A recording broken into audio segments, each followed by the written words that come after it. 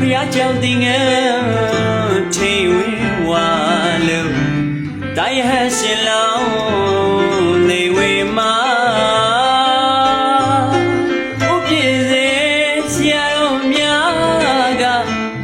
တစေဖြစ်မေအမိသားကို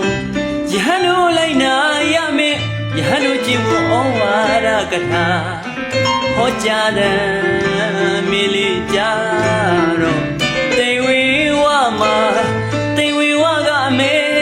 မြည်လေးဆို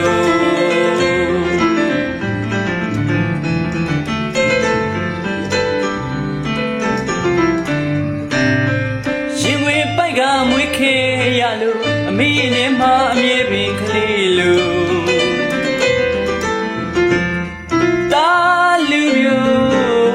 ဖြစ်ပေမဲ့အမေလေးမခွဲရနိုင်တယ်လို့လောကချစ်တင်ဘဝချီဝင်းရွယ်ရောက်ပြီးမို့ရဟန်းပေါင်းတွင်သွင်းမှုလူအပေတကားပိတ်တဲ့ရဟန်းတကားဖြစ်ရပြီကွယ်ဝတ်သားမြေဆို